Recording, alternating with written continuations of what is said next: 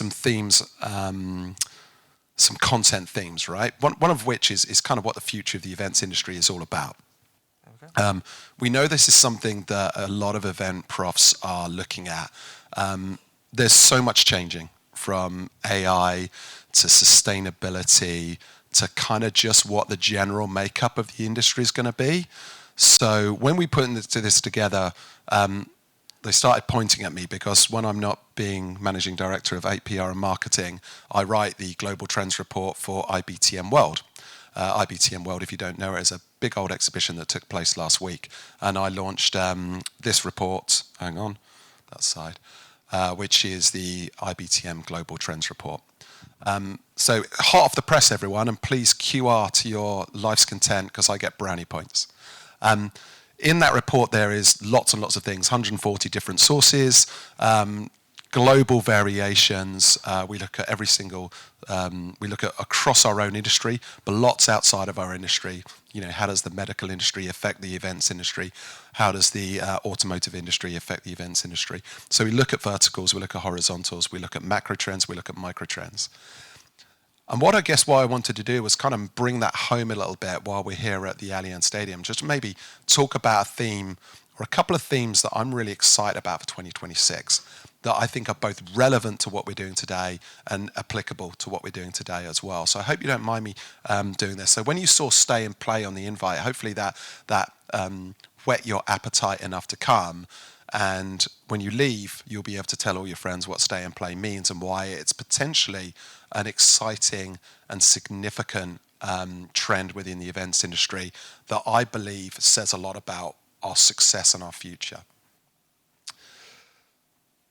I talk a lot about converging trends, and what I wanted to do is set up stay and play as part of 3 converging trends, all of which put together points in a direction. There's 2 ways of when you're trying to be a future gazer or a futurologist or something like that. There's 2 sort of get out clauses. One is to say that the future's already here, it just hasn't been evenly distributed. It's a lovely way of dodging everything. And then there's a really good way as a futurologist to turn around and say, well, you don't know whether I'm lying or I'm wrong yet because it's going to happen tomorrow, and then you just run. And no one can basically prove you wrong until they see you next year. And most people have forgotten. But actually, all of these trends are concurrent. And I think the key part of what I'm trying to do is take these trends and try and draw conclusions from them. And that's what we're going to try and do. So let me start with growth. This is the least popular slide I ever present because what I'm essentially doing is telling everyone in the events industry that everything's going really, really well. Event profs naturally don't like to be told that everything's going really, really well. They are natural disaster hunters, natural problem solvers, and to be told that everything's splendid makes me really, really unpopular. But whether you like it or not, this is the boom time for the events industry. At the same time, there's never been a harder time to put on an event. There's never been a more expensive time to put on the event, and there's never been a more difficult operational time to build events. But the reality is, whether we like it or not, and we do like it, people love events. People really, really love events. There is so much happening in the world that are pointing towards live experiences and as a massive opportunity. We talk about this. There was a big number quoted last week at IBTM, and will be continue to quote throughout 2026, which is 2.1 trillion experience opportunity. So this is the experience economy. So it includes events, but it includes lots of other things outside of it as well. And what we're finding is people want to go out there and they want to experience things. They want to see and touch and do. They don't just want to be flicking through screens, and they don't just want to be digitally connected. That digital connection is forcing people to seek experience. And that's what we're seeing at the moment as well. In the meantime, one of the things we've tracked in the Trends Report over the last decade is a growing stability within the events industry and a growing understanding and appreciation of the events industry as something that delivers return on investment. Because more and more brands and businesses see that return on investment coming through, they're more willing to give more money to events. So again, like I say, the numbers are going up. It doesn't mean the margins are going up. The numbers are going up, and it doesn't mean the operational difficulty is not going up, but the numbers are going up. So more and more people and more businesses and brands are investing in events as a core part of their marketing and sales mix. There's a brilliant study by AJ Bell. I would encourage anyone in experience marketing to have a look at it, because what it shows, and it's mostly UK and US, although the events industry in my report shows growth across the world, AFCON, Latin America, Asia Pac, all showing the same trends. But what AJ Bell research says is that more and more people are using live events against other forms of marketing. So it does two things. It's taking budget away from other forms of marketing, but it's also growing enough to incrementally grow marketing spend. So marketing directors really like events because they're essentially growing their own budgets through events. And we may be nicking some budget of other marketing spends, but we're also growing the whole pot as well. The only reason why they do that is because they see value back, which is a really big pat on the back for us. At the same time, I did a slide as well with a big picture of Mr. Trump on it. There are so many reasons why we should not be growing at the moment, especially if you look at international events. 2 wars, at least, if you want to count them: global instability, ecological instability, cost of living, inflation, cost of everything going up. These are headwinds that would usually, over the past decade, completely knock out the events industry, first and foremost. So the fact that we're growing and one of the most hostile international marketplaces that we've ever been faced with is a real boon to the events industry. We should be really pleased with this. So I know you may not be feeling it in your pocket or in your day-to-day lives at the moment, but you are part of what we'll look back on as one of the great times to be in the events industry. If I can interject here, why don't you take a load off? Come and take a seat. Well, I look like I'm about to pass out. Yeah, I'm worried that you need to just relax and sit back in a chair, and then we can see the content on the screen as well as get you on camera nice and clearly. Oh, fantastic. Okay. If I fall asleep. Okay. So let me just talk about those reasons. You know, at the beginning of the that introductory slide, I looked at 3 different convergence. So the first was growth. The second is fragmentation. So this is about the fragmentation of workforces. So what we all know is that workforces are essentially they're diversing. They're moving away from each other regionally, geographically. We're seeing workforces moving across borders away from each other.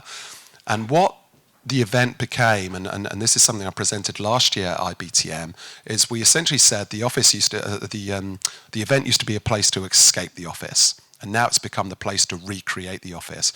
And more brands saw events as a place to solidify culture and community within their organizations. That's a key part of the reasons why many brands choose to invest in events.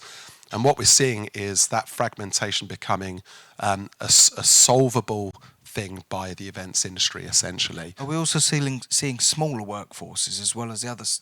Yeah, so micro workforces being put back together.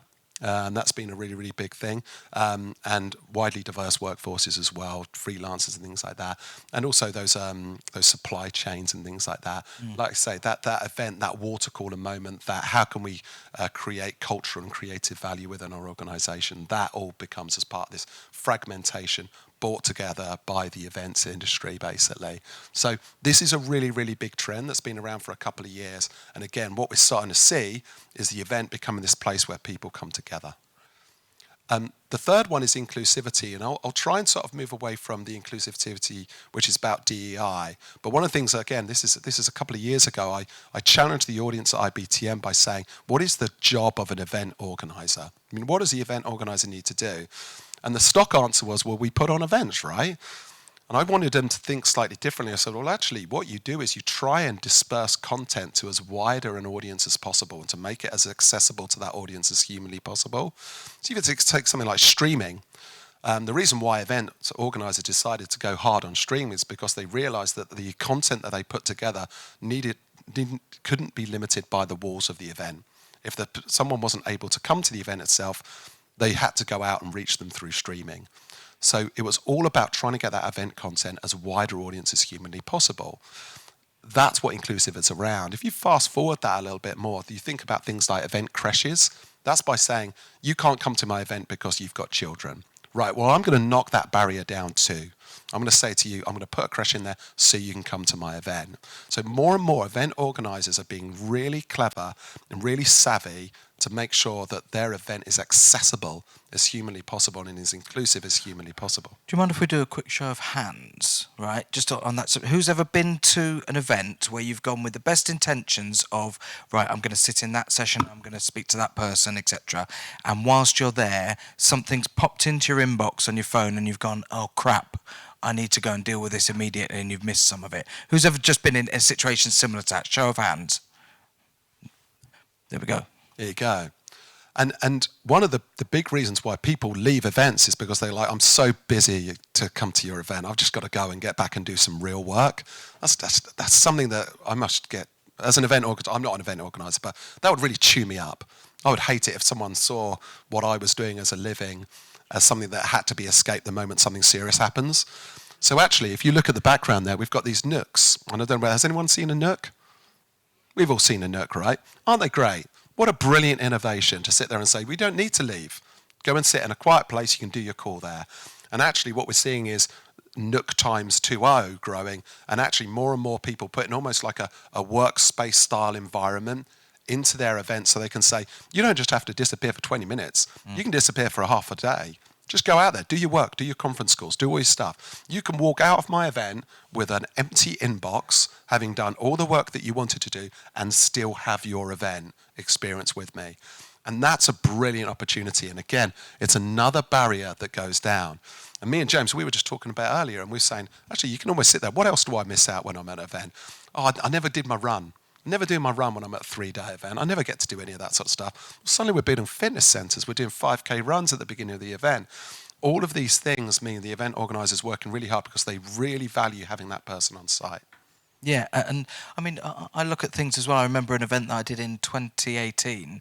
Who remembers? I know we're in a rugby stadium today, but when England actually won a penalty shootout in a major tournament versus Colombia, and I was in the middle of an awards ceremony that night. It was mid-awards, and you could see 500 people in the room with their faces illuminated, with their phones underneath the table, and there were we had two routes there: crash on, or understand what's happening in the room and say to everybody and get a note to the presenter on stage, which we did, to say, stop.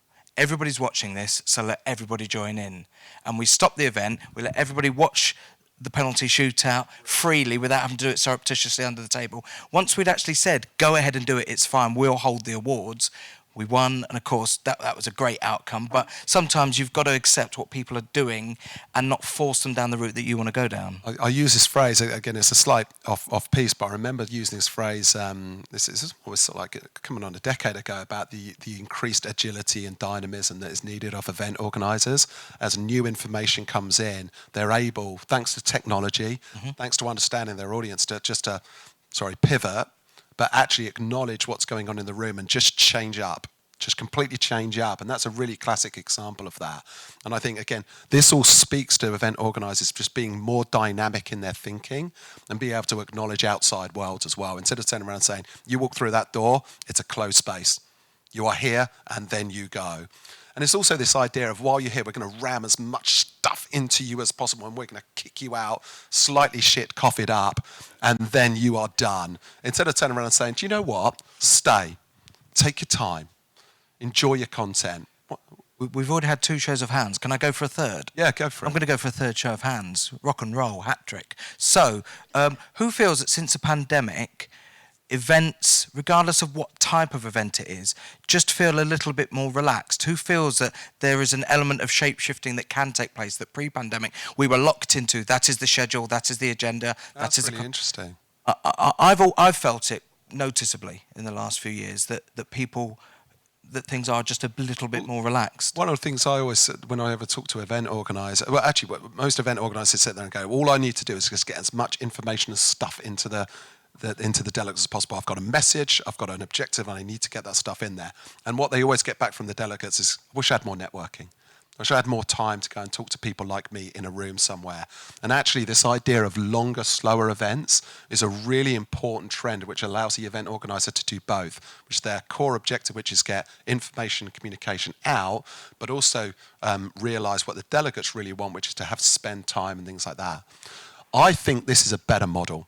I think this idea of being productive, I think this idea of having the stress taken away, slower information, chance to imbibe it, but pre and post sessions or seminars, I think is really, really good. I think it's really exciting, and I think it leads to better outcomes as well.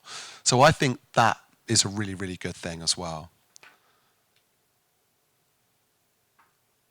So where that sort of leads us to in this stay and play, and a lot of this may start seeming really familiar to you guys, because what I've tried to distill this down to is things like social itineraries. And we always knew that social itineraries are important. This is not a new trend. But actually, if we seek to understand what that social itinerary really means, it's not just getting everyone pissed at the end of the day. It's turning around and seeing the evening as part of the event and seeing something more profound happening there as part of the communication story of it. So this idea of having a thought through, strategic, creatively led social itinerary means that my event suddenly doesn't stop at the end of one day. It turns into a day two and an evening before as well. And maybe, one of the things we are seeing in the data is that average length time creeps slowly up. I've got a feeling over the next 5 years it's going to suddenly start jumping up instead of just creeping up because of these social itineraries and because of that. If I could just add something into that as well when it comes to social itineraries, a perspective that I would offer is it doesn't necessarily mean adding more or increasing, or we need to do, and the example I'm going to use is the Event Technology Awards. For those of you who know the Event Tech Live show and Event Technology Awards, the awards themselves used to be a formal black tie event in a big facility, 500-600 people. It would take place at the end of the first show day of Event Tech Live, and it was a whole separate event that required running by the team, including myself, that run that. But what it also meant is it committed people to a whole evening and having to bring outfits and things like that. We shifted it to a far more informal, 1 hour, quick-fire awards ceremony that takes place immediately after the trade show ends on day one, utilising one of the conference stages. So we stripped away all the need for people to go and change into black tie, to run back to hotels, to get in taxis. And I think that that's added a huge social dynamic to the event, but actually reduced the time commitment that we've given. So what people could now do is attend the awards, and at 6:30 when they finish, say, we've still got a full evening to invite our own clients out for dinner. So sometimes it's not necessarily about, the point I'm making is not about extending it and saying we need to fill 4 hours of time.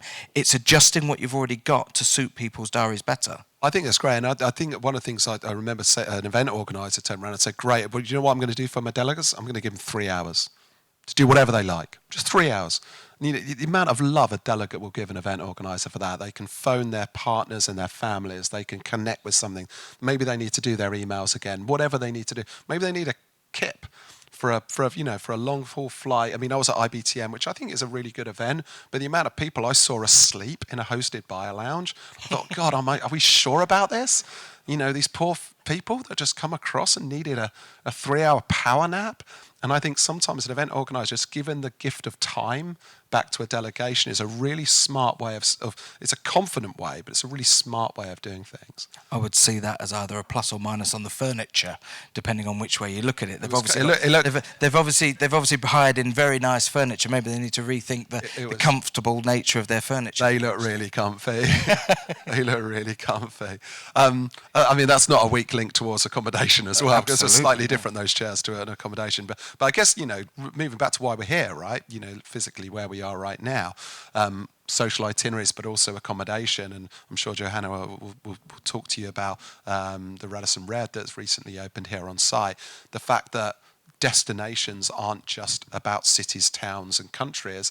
They're about venues that want to add a little bit more onto it as well. We have a museum here on site at the Allianz Stadium as well. So this idea of a social itinerary, accommodation, all on site turns a destination into a little bit more than just the place where you hang out.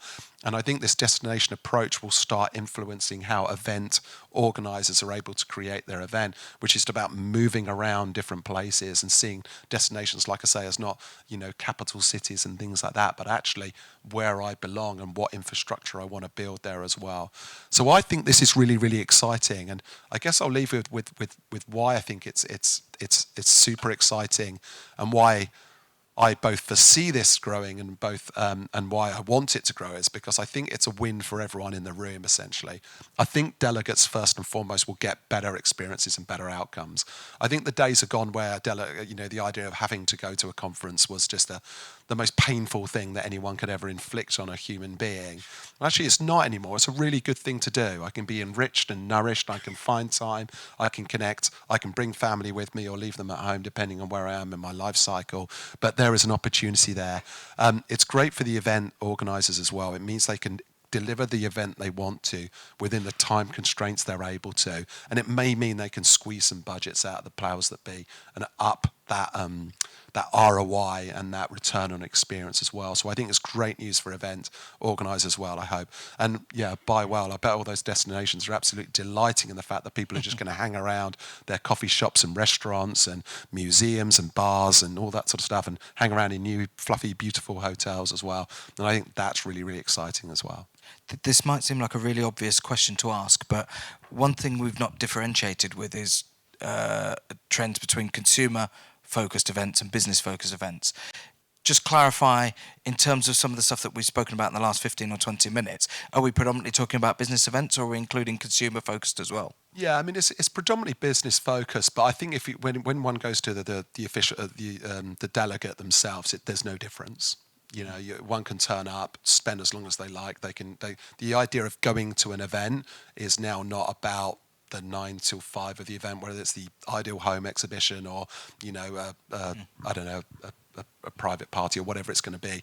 I think it's all the same when it gets to delegate level. One of the things actually was someone was speaking about who's a specialist in Christmas party organisers. I thought this was quite interesting, and what she was saying is, again, because of the changes in the way. Just trying to reject the old style Christmas party of essentially a place where one just gets absolutely rat-ass for no real company good.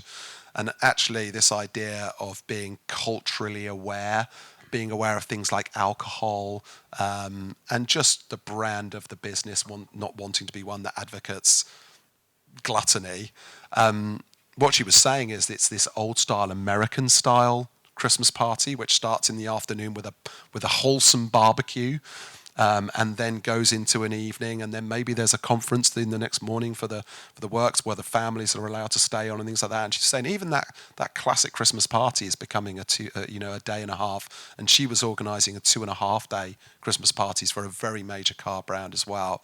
And I just thought that's really interesting. And that's okay. That's a business event, but that's a very consumer-driven delegate event there as well. Sure, yeah. And I think again, if you're even looking at that as an extended experience, then I think that's good news for us as well. It shows a high degree of care and a high degree of respect for the event, rather than just get them in, give them as cheap a meal as humanly possible, get them as drunk as you can, send them home in cabs, and let's just hope they don't do anything awful or illegal. Yeah, and I've said this many times, and for those of you who are not, we're going to record some episodes of the Event Industry News podcast whilst we're set up here today. And one thing that we've mentioned many times on the podcast over the last few years is that consumers, particularly now, that they're much more savvy than they were. They're not fickle. They see through things. They want better experiences. They want better quality food. They want better quality beverages, better quality hospitality, facilities, internet connections so they can stay. So all the things that we kind of talk about from a business event perspective, i.e. people wanting to check in on work and have some space to maybe, check their emails or do some video calls, whatever it may be. All of those things I think still apply to consumer events. People still want to stay connected.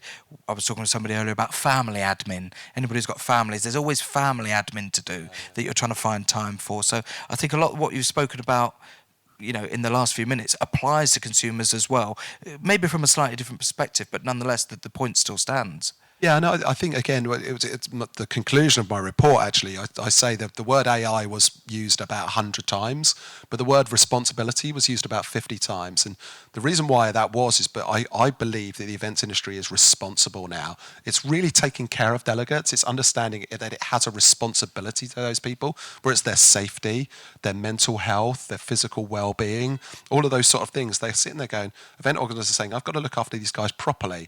And if I do that, then I will get the best out of them back. And I think that's a really, really positive trend, which, again, I think responsible brands and businesses are seeing events in a different way because of that. And that's why the growth is there. Absolutely.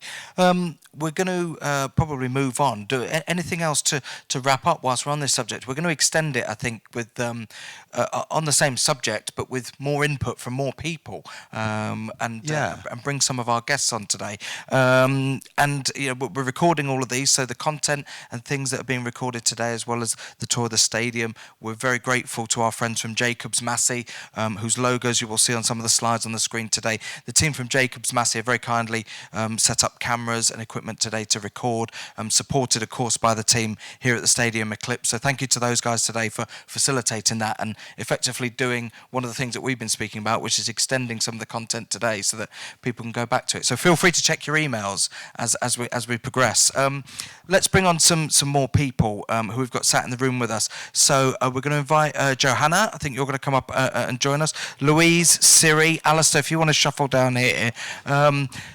And I suppose we're really going to extend this conversation, Al. And by all means, you feel free to take the lead on this. But everything we've spoken about in the last 15, 20 minutes is, in some respects, preamble and a good intro to just extending this conversation now with our guests. And guys, feel free when you're ready, just grab a microphone and chip in with there. But in terms of evidence, I suppose we've got the opportunity now of saying and asking the guests that have joined us here, and we'll come to you first, Johanna, about how you're actually seeing this in evidence. The trends that Al has spoken about in his report. Are you seeing this firsthand within the stadium operations and the events? Absolutely. I think we've seen a massive shift to multi-day events, without a doubt, and obviously having our fabulous new Radisson Red on site, Veronique, am I saying that often enough? It adds that benefit, but we're a large enough venue that we can offer that destination experience. But the one thing that I do wish event organisers, whether you're freelance or work for a company, would be brave and make some decisions, because a DDR, a day delegate rate, who's to say should start at 9 and finish at 5? And I often say to clients, let people do the school drop-off. Am I working? Yes. Let people do the school drop-off and get here at 10:30. Let people finish a bit later. Give people that choice. Why not start with a brunch and finish with a quick bite before people head off on their journey home a bit later, so they're not rushing back. Allocate in that post-lunch hour for admin or catch up, and then get back into the meeting where everyone's really focused. So I do think we try and say to people, you don't have to start at 9. Why don't you start a bit later so people arrive here refreshed, not stressed? They're also avoiding peak travel fares, rush hour. It's all really important when people are budgeting for their events. And we always try, not always, but, we'll have those conversations with planners. And then on the day, someone goes, oh, no, we need to start at 9, So I'd love people. We can offer that flexibility in this stadium. But yes, multi-day, absolutely, having a wrap-up. And I hosted a roundtable with corporate buyers recently, and I think there's lots of trends. I'm sure you know these, Al, saying that a quick half-day or a quick one-day event, people have forgotten it. They're back in the office the next day, or they're back working, they've forgotten the content. That longevity makes sure messages are embedded, whether that's company messages, and just doing a wrap-up the following day over a working breakfast, a little bit of admin and then leave. So yes, absolutely. We're seeing longer events, people wanting more residential experiences, and just tweaking their hours to fit around people's life. Louise, if I come to you as well, you're from BVA BDRC. A little bit of context as to what the organisation does first, because I think that's really relevant. Yeah, definitely. So BVA BDRC, which is a mouthful to say, we're a research and insights agency, basically, and I specialise in the hotel sector. It's one of the areas which BVA BDRC has specialised in for 25 years now. And we run a programme called Venue Verdict, which I don't know if any of you have heard of, but it's that, again, been around for nearly 25 years. And it's a mystery shopping programme for hotels and venues. So we conduct mystery shopping, and we do it post-event feedback programme as well. So I'm here today really because I do have connections with lots of the bigger brands that I speak to them all the time, so I gain insights from them. So yeah, I think I can give a kind of a wider venue side perspective. Could I just ask them where your journey begins if you're going to do sort of mystery shopper on a venue, will you actually register for events that are taking place there as a delegate? So what part of the program that we run is placing mystery inquiries into the events teams. So the meetings and events teams that are handling the inquiries day to day, we set up kind of a fake identity, and we'll do either a phone call, email, or RFP pretending to be a customer that wants to host an event. So it's personalised to that specific venue, something that's realistic, so that hopefully they don't know that it's a mystery inquiry. But yeah, we place the inquiry, and then we kind of take that through to receiving the proposal. And we also do a module where we can look at show rounds and how the show round of the venue, how the venue's being sold, basically. We also do hotel mystery shopping, overnight stays, that kind of thing. So there's lots of different kind of modules that we do. But yeah, for events, mainly the most popular offering is the mystery shopping side for how they're handling the events. And there's all sorts of things now popping into my head as what I could ask. But the first thing, I guess, relates to the process and the statistics. We talk an awful lot in the events industry about trends, and I guess we can only really identify and offer an opinion on trends by looking at information. And you're probably blessed with as much information as anybody else in that particular aspect of things. So does it allow you to pick trends by working and seeing and exploring all these different venues? Are some of the trends that Alistair's spoken about in his report popping out in some of the sort of the analysis that you guys can do? Yeah, definitely. I mean, well-being is definitely something that seems to be something that's a focus, like coming up as a focus for a lot of different venues. And also, I understand a lot of clients are wanting to build in the leisure time. So, instead of it being a 9 till 5 conference, as you say, with content just coming at you for the whole day, it's kind of building in those areas of space where, you can go and do your work, or you can go and call family, or you can go out for a walk and get some fresh air. So yeah, I think those intentional free time blocks seem to be a trend that's coming through. And also just personalisation of events, like allowing attendees to choose what they want to attend instead of, again, having to be stuck in that seminar room listening to everything. That's what I was just about to say, actually. Giving people the choice how they consume the content is crucial. And again, no one wants to sit in 8 back-to-back panels. You'll see people on their phones doing work. They're not taking that content is. So actually using those venues, or where you can say, option 1, you can choose. It's choosing your track, isn't it? I suppose most people would say in a summer. Do you want to take it in by a smaller focus group, camp style, via discussion? Do you want another panel? Do you want, a debating session where there are lots of different points of view? So it's giving people, like we all choose how we consume content in our own lives, it's asking people, it's just bringing that into the event. And it's really simply done, it is just little different breakout rooms or tracks. But it's giving people the choice, how do they like to consume and what will be embedded? Well, and again, what I often like to do, particularly on the podcast, is when I listen to people talking and offering opinions and insight into things, is actually say, well, how does that actually manifest itself at ground level in an event? Operationally, how would that present itself? And when I look around this room here, straight away, what's just been said there, I'm thinking, well, hold on, we've got curtains over there. We've got curtains over there. We could divide this as a big space that can become instantly a small space, and 6 or 7 smaller spaces within it. So for an event that's taking place here, operationally, I would look around straight away and say, well, this is great. In the morning, we could have our coffee here, and then why don't we turn that into a round table area and just pull the curtains across? We've got TVs. The flexibility of space, it is ultimately, I think, how a lot of these ideas and trends manifest themselves operationally. I think this is one of the festivalisation is a word that's been massively misunderstood and misused in the events industry. Everyone thought it was the act of putting down AstroTurf, and it's not. White picket fencing. It's got nothing to do with that. It was the idea as, like a festival, you walk through, you have many different stages doing many different things in many different themes, and you get to curate your own experience. And just like Siri was saying, sometimes you want something that's small, fast and done. And sometimes you want something that's long form and more indulgent. Sometimes you want workshops, sometimes you want something else. And a good event can give you all of that. And what the event organizer then have to do, probably through some sort of AI algorithm, is to allow this personalized experience where I can get a bit of this, some of that, and 3 people can walk out that event with a totally different experience because of how that's been done. And that's why, like you say, these rooms, so we can do that with clever operational work. We can move areas over here. We can have small 5 people breakout spaces and 1,000 people over there if we want to. That's what festivalization actually meant, rather than street food. I love when somebody grabs the microphone. Grabbing the microphone. All of this is brilliant, and I think in a world where all parties involved in the planning and execution of an event put the delegate first, imagination can open up, right? But I think that's half the battle.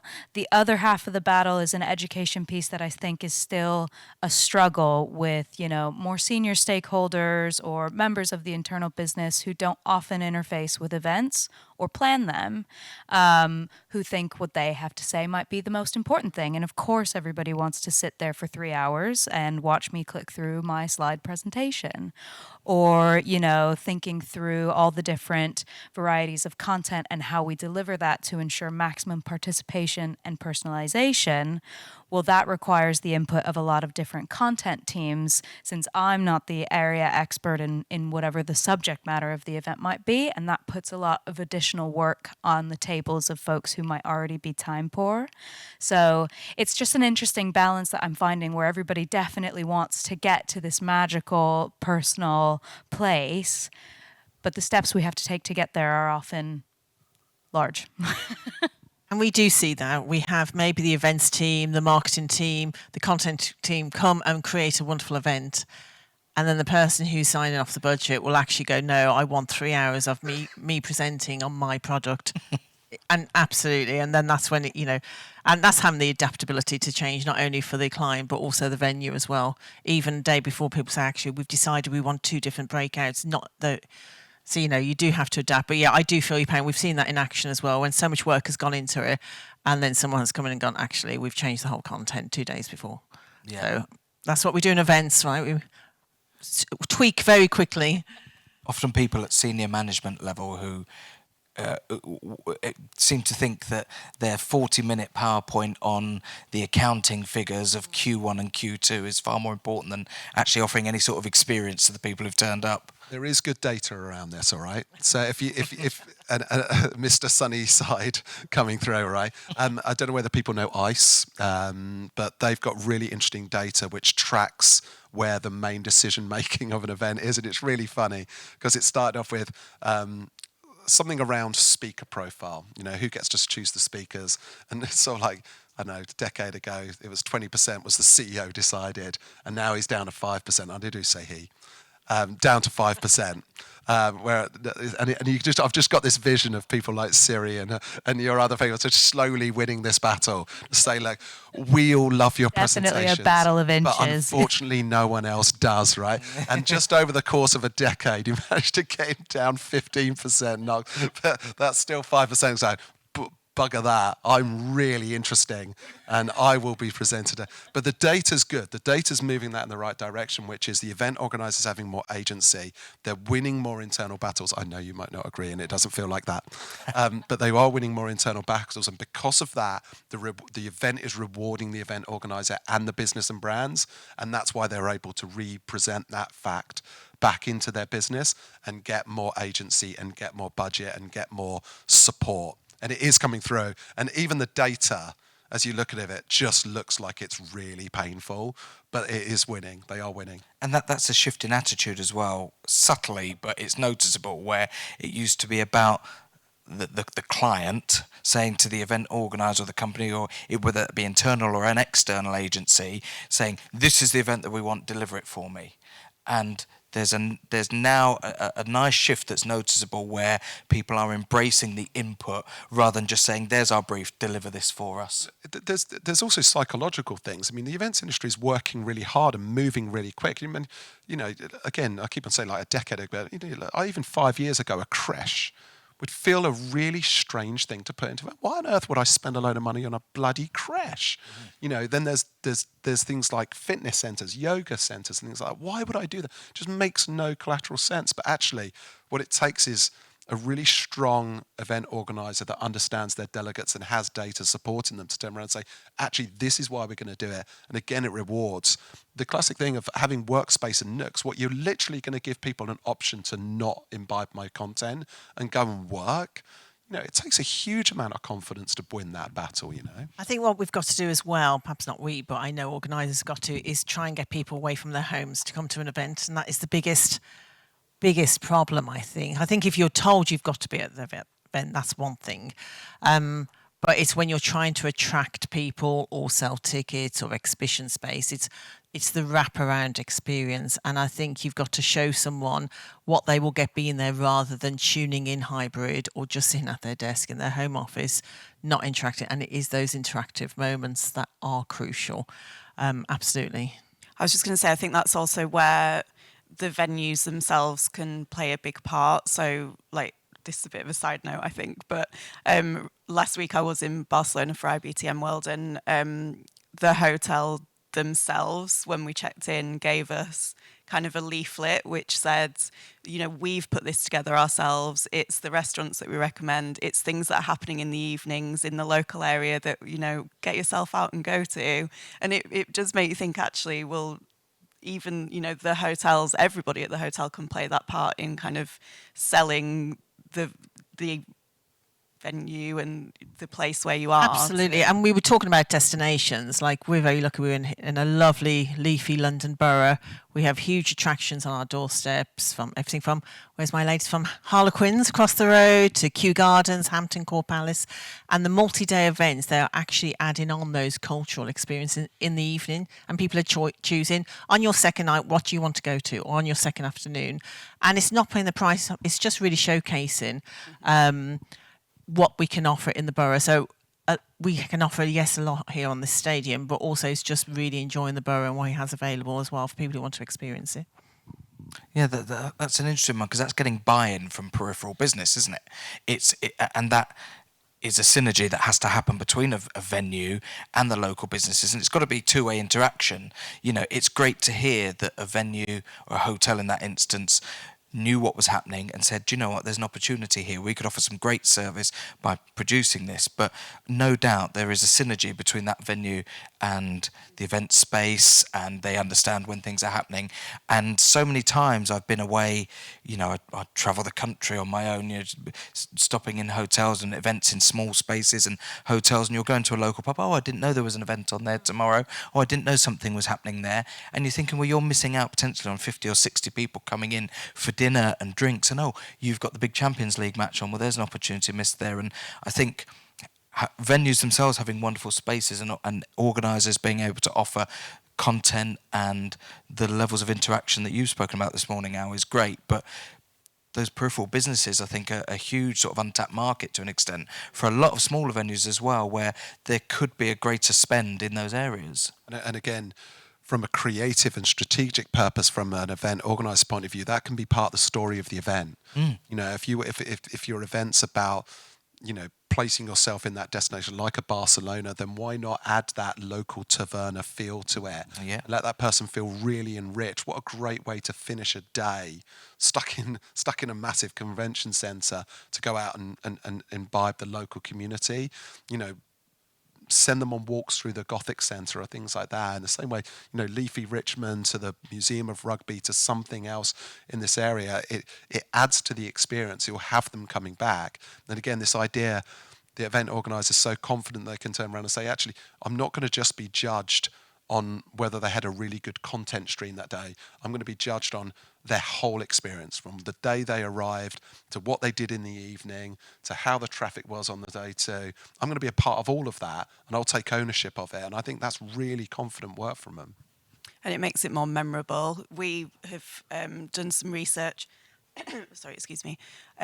into kind of what makes any experience really more memorable. And I think the main takeaway is to have, you don't really judge an experience or an event in this case by kind of a sum of all of like the ups and downs in every single experience. You judge it by the peaks and troughs, so the things that went really, really well, that were really, amazing, and that weren't as good. But if you can have those memorable peaks throughout the experience, things like that, like, doing something completely different, exploring, and definitely something right at the end because you remember the end part, then I think you're more likely to, positively remember the whole event and, see that as a positive experience overall. I always say, why do bands put so much thought into what the opening song's going to be and what the encore is going to be? You want to see hear and experience all the stuff in the middle, but there's a huge amount of thought that goes into what opens the show and what closes the show. And why is that? Because people remember those two distinct points. Yeah. They might forget all the songs that came in the middle, but you want to see people. How many times have you seen people leaving a stadium or a small venue and they're singing the last song that the band was performing? That's what you want to. And I always think that there's that live music is part of the events industry, but I think that from a business event perspective, I don't think we utilise enough of what's available to us that we could learn from the live music industry in terms of how artistically musicians curate experiences for people and want people to leave singing that final song. And if you can have delegates at your event walking away with that final memory going, wasn't that amazing? And today you're going to experience a stadium tour. You're going to stand out there in that stadium and go, oh my word, I'm stood right by the pitch. These are you may completely forget everything that we've spoken about for the last 25 minutes, but you'll be able to tap into it afterwards. And what you will go away with is visually some really sort of locked in memories that you'll take away from today's quite relaxed event. Yeah, and I think as well, building out those moments of magic is so important in, cementing what the event was for your delegates. And from an event organizer point of view, there are so many pieces of the puzzle that you can bring together to allow your delegates to feel good about doing good. So working with, local businesses and making a point of saying you are supporting the local economy by, eating the food that we've had catered by a local business, or things like, thank you for coming to this dinner. The flowers that are on your table will be donated to the old person's care home around the corner, and things like that, I think also really help in cementing those peaks in the minds of the attendees. And they're the nice, magical, minimal moments that you can build in across the event that kind of help them think of it positively. And I think we're going to experience some of those very, very soon. One eye on time, and we're right on time at the moment. And we're going to, in a few moments' time, introduce the stadium, introduce some of the facilities that are available. Vinny's going to come over and do that for us in just a moment, followed by the actual tour. But one thing I wanted to ask, and I was thinking about this in the car on the journey down from Yorkshire, where I live, and I do my best thinking sometimes in the car with the radio on, is the idea of inbuilt augmented reality. It occurred to me that we've all got it. If you work in events, we've got this inbuilt. Who's ever put on a pair of augmented reality glasses or looked at augmented reality through their phone where it projects something on as you go around a room? Who's ever walked into a space like this and immediately your inbuilt event augmented reality is going, I could have a round table there, I could have a band in this corner, this is a blank space and I could put a pop-up bar there and some lighting up on that balcony. I think we've all got this inbuilt augmented reality as event organisers where you can't help but walk into a space and instantly see how it could be transformed into something. And I wanted to just kind of sow that seed before the stadium tour today to say, turn your inbuilt augmented reality on, and as you're walking around today, just imagine what you could deliver in some of the spaces that you're going to see today, which I think is a good moment to maybe bring us over to Vinny. If you want to step up here, we're going to do a little bit of an introduction, I think, into the stadium. So if you want to grab one of these microphones and maybe just stand just to the side of the TV there, please give a warm welcome to Vinny. Hi everyone. Hello. That's my news there. So, welcome to the Allianz Stadium. So this is a great slide actually of the bird's eye view of the Allianz Stadium. So we are a 82,000 seater stadium. So we have plenty of space that we can use on a non-match day. So we have over 34 dedicated event spaces and over 150 executive boxes. So we are a venue for all occasions. We utilise all 4 stands of the stadium, and they do have their own kind of different personalities that you'll discover on the tour shortly. All different shapes and sizes, we'll be able to give you a little bit of a flavour today. We won't be able to see every space, but you will give you a bit of a flavour that you'll soon see, which I think we do have a video coming up shortly. Watch.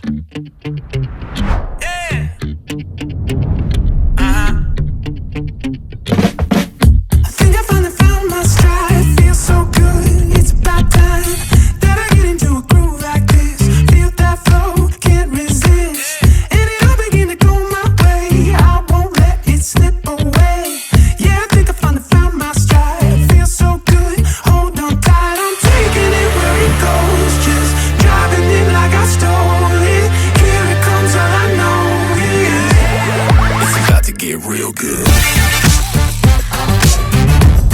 It's about to get real good. It's about to get real good. Know that every single move I make, hear them say for goodness sake. Like a Lamborghini wrapped in gold. I got speed, yeah, I got soul. Take a picture when I'm passing by. Just one look could change your life. Know that every single move I make, hear them say for goodness sake. I'm taking it where it goes, just driving it like I stole it. Here it comes, all I know is It's about to get real good. it's about to get real good. It's about to get real good. Real good, real good. It's about to get real good. I think I found my stride. Ooh, coming just in time. Feel moving left to right. Come on, come on. I think I found my stride. Ooh, coming just in time. Feel moving left to right. Come on. It's about to get real good. It's about to get real good. It's about to get real good. Real good, real good.